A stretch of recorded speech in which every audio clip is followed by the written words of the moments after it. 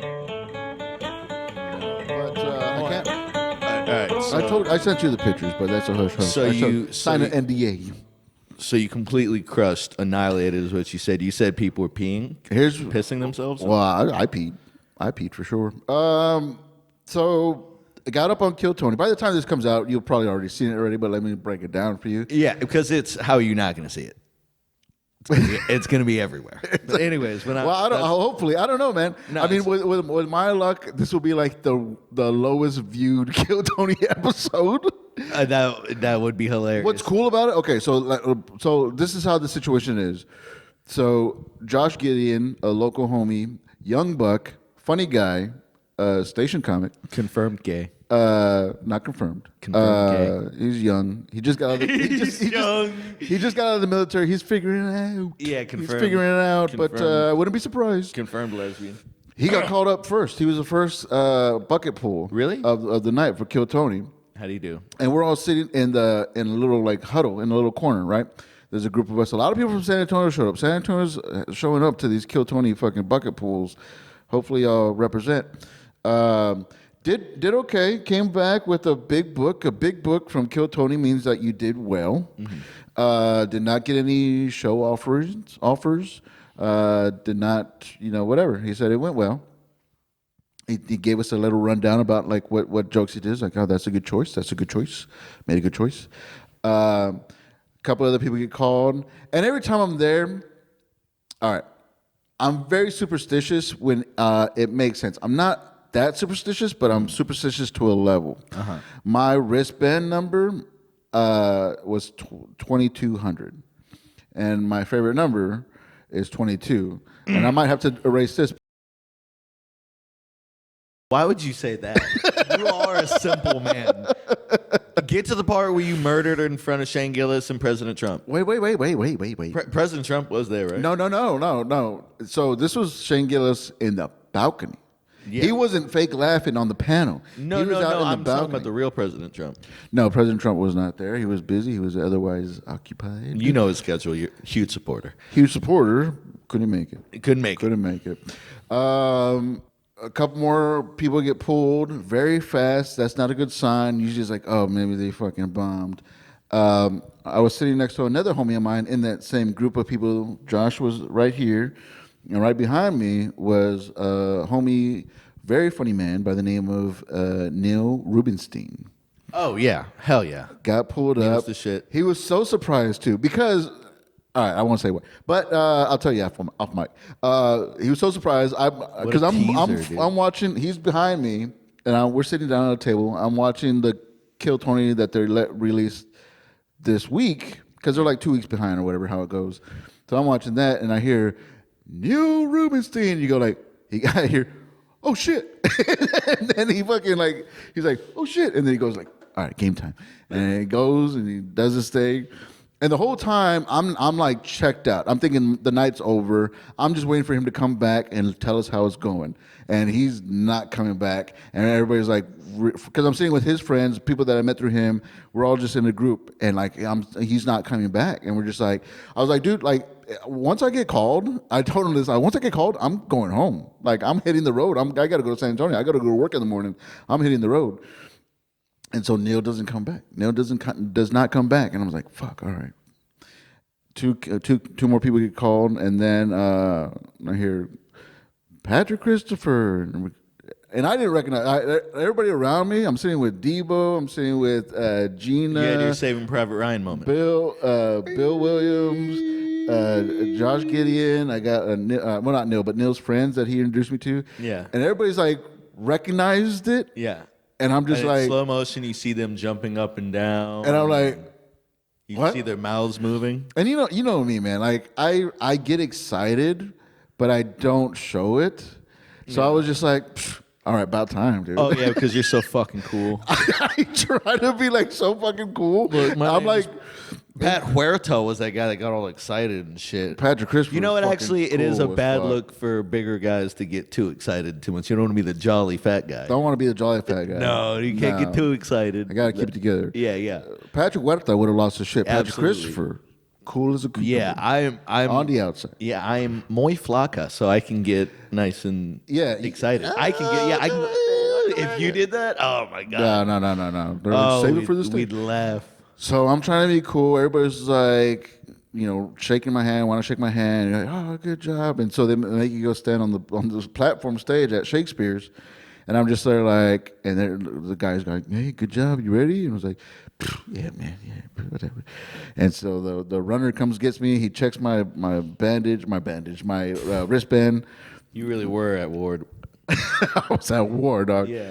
And he's a skinny guy. He's running through the crowd. And I was like, bro, wait up, dude. I was like, do not lose me in the crowd.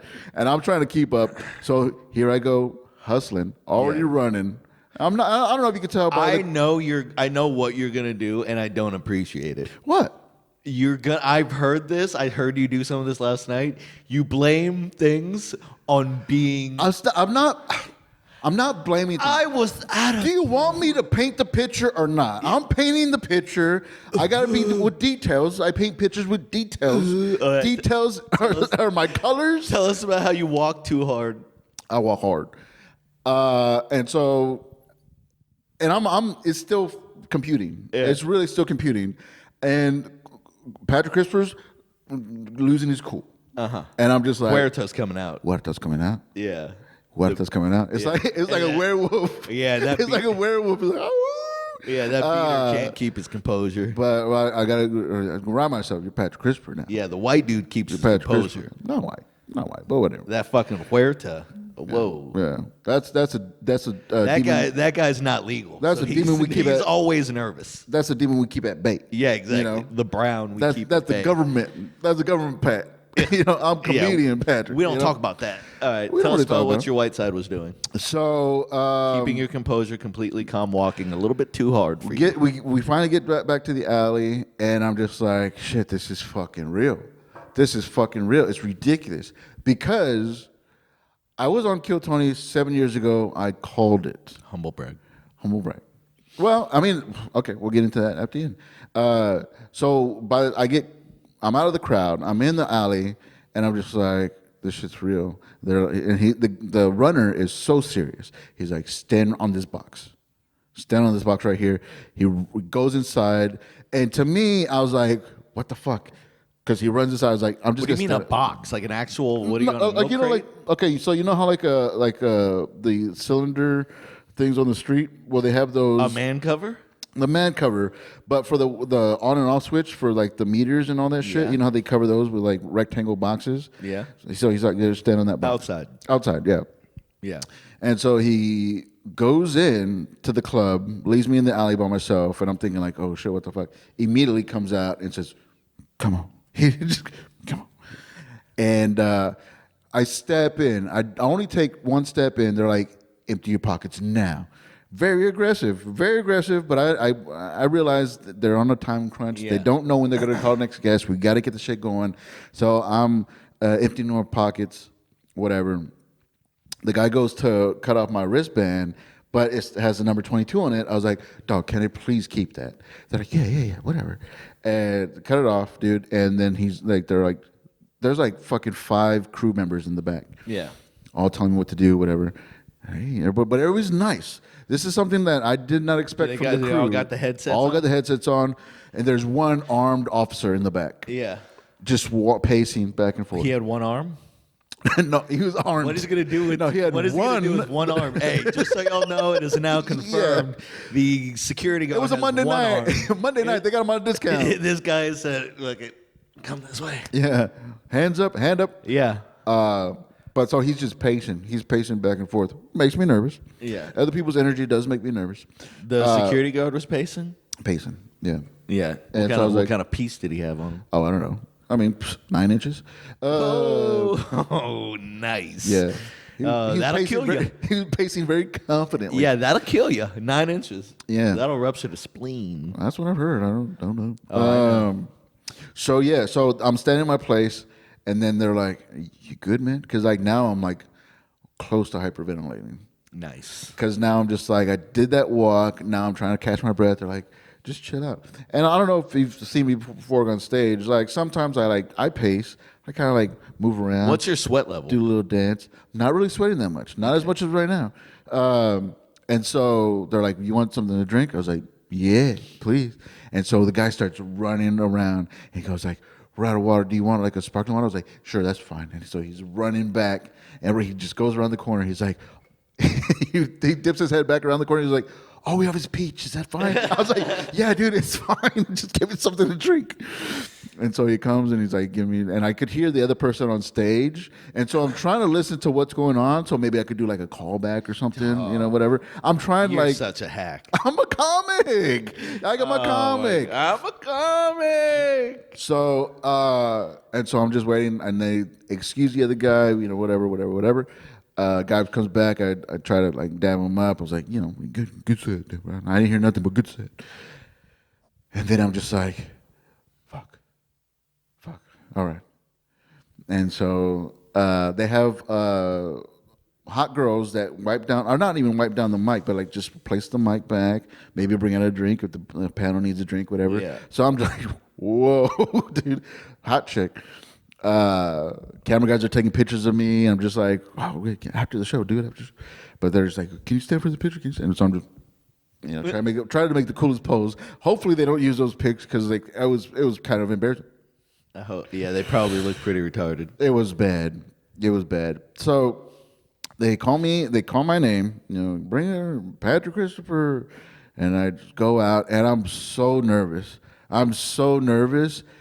I went out like I was fucking going out to like the fucking Tonight Show. I'm like, I mean, you basically are. I'm waving to the crowd. I turn around to the band, like, see the crowd. What's up? Yeah, it was fucking packed out room. What's weird is like I didn't see any faces. I saw a lot of those bags, those cell phone bags. That's all I could see. They're so big on everybody's table, and I'm just like, "What's up?" I'm like, "What's up, everybody? How you doing?" I'm checking in with the band. How you doing? And Tony's like, "All right." He just comes out giving thumbs up to everybody. I was like, "Oh, I'm fucking nervous, dude." And so going to my set. Did pretty good. Bit? I already knew what I was gonna do. What bit? Say it. I did married for 12 years, so I'm ready to start dating again. And then I do like the my wife joke, the one that she goes like, "Oh, just trade me in already." Oh Just trade me." And fucking did well. I was fucking killing. Yeah. And I'm not gonna lie, I know that Asians. What a slip! Whoa! That red he band really is trying to get fucking canceled. That red band has kind of enjoys the Asian jokes. I was like, I know what to give him. So did that bit. It was funny. And did my new tag that I'm added to it. And went past my minute. I heard the meow when I did my first punchline. Got a applause break. Yeah. And then I was like, had to do my tag, and I was like, yeah, and then thank you, good, whatever. And it flew by. Now, I'm not gonna lie, I had a plan to remind Tony and Red Band that we've met before.